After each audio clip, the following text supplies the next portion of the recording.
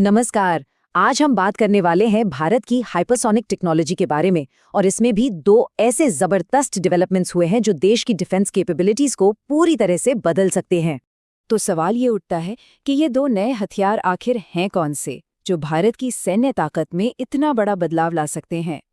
चलिए जरा गहराई से समझते हैं LRSHM और ध्वनि प्रोग्राम्स को। तो चलिए सबसे पहले बात करते हैं long range anti ship hypersonic missile यानी LRASHM की। अच्छा, अब इसकी बनावट को देखिए। LASHM का जो डिजाइन है वो है डेल्टा विंग। ये DRDO का 2019 में शुरू हुआ एक प्रोग्राम है।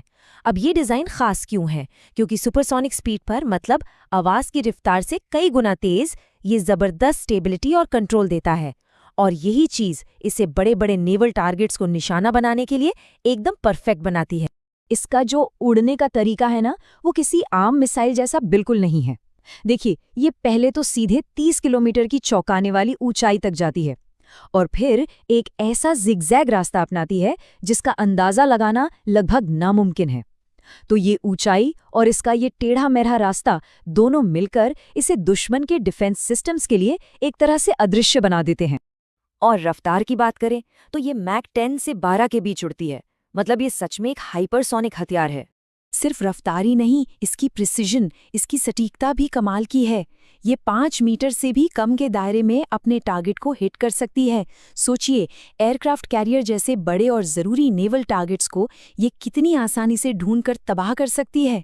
और अब एक बहुत बड़ा अपडेट, इसके सारे टेस्ट सफल रहे हैं और अब LARSM का लिमिटेड सीरियल प्रोडक्शन भी शुरू हो चुका है।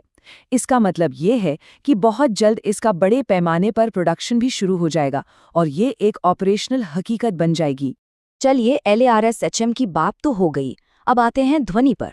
ये एक हाइपरसोनिक ग्लाइड व्हीकल है और ये वेपन टेक्नोलॉजी की दुनिया में एक बिल्कुल ही अलग चीज़ है। ध्वनि का डिज़ाइन LRSHM से एकदम अलग है। ये इस्तेमाल करता है एक एडवांस्ड ब्लेंडेड विंग बॉडी, मतलब इसके पंख और बॉडी एक दूसरे में मिले हुए हैं। और मज़े की बात यह है कि ये डिज़ाइन इसे अपनी ही शॉकवेव पर ग्लाइड करने में, मतलब तैरने में मदद करता है। अच्छा, अगर LASHM की स्पीड आपको इम्प्रेसिव लगी तो ध्वनि की रफ्तार तो होश उड़ा देगी। ये मैक 21 से 22 से भी ज़्यादा की स्पीड पकड़ सकती है, जो LASHM से लगभग दोगुनी है। और इतनी जबरदस्त स्पीड का फायदा क्या है? इसकी रेंज। ये 5,500 किलोमीटर से लेकर 13,000 किलोमीटर तक जा सकती है। यही चीज इसे एक असली स्ट्रेटेजिक इंटरकॉन्टिनेंटल हथियार बनाती है। मतलब ये दुनिया में कहीं भी अपने टारगेट को निशाना बना सकती है। अब देखिए, इतनी तेज स्पीड पर सबसे बड़ी चुनौती होती है गर्मी। ये 3,000 डिग्री सेल्सियस तक पहुंच सकती है। तो इससे बचने के लिए ध्वनि में भारत में ही बने एडवांस्ड मटेरियल्स का इस्तेमाल हुआ है। इसकी बाहरी परत यानी स्किन सिरेमिक की है। सतह पर करीब 250 carbon silica composite key tiles लगी हैं और इन टाइल्स को जोड़ने के लिए जिरकोनिया के फास्टनर्स यूज हुए हैं जो इतनी भयानक गर्मी को भी झेल सकते हैं। और शायद सबसे जरूरी खबर तो ये है कि ये पूरा प्रोग्राम अपने तय समय से बहुत बहुत आगे चल रहा है। देखिए, पहले इसके टेस्ट 2028 में होने थे, लेकिन अब उम्मीद है कि पहले ट्रायल्स 2026 की शुरुआत में ही हो जाएंगे।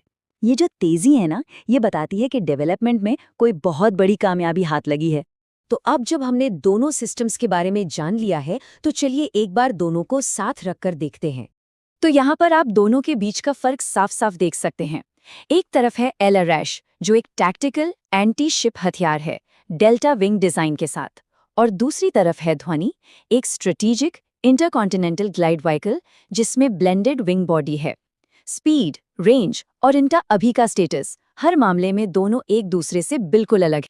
तो ये जो डेवलपमेंट्स हैं, ये सिर्फ टेक्नोलॉजी के कमाल नहीं है, इनका भारत की डिफेंस के भविष्य पर बहुत गहरा असर पड़ने वाला है। तो जैसे जैसे हम इस चर्चा के अंत में आ रहे हैं, एक बड़ा सवाल हमारे सामने खड़ा है। एक हाइपरसोनिक एंटी शिप मिसाइल जो प्रोडक्शन में जा चुकी है और एक इंटरकॉन्टिनेंटल ग्लाइड व्हीकल जो अपने समय से काफी आगे है। ये दोनों मिलकर दुनिया के मंच पर भारत की स्ट्रेटेजिक पोजीशन को कैसे बदलेंगे? खैर, इसका जवाब तो आने वाला वक्त ही देगा, पर एक बात तो पक्की है, खेल अब बदल रहा है।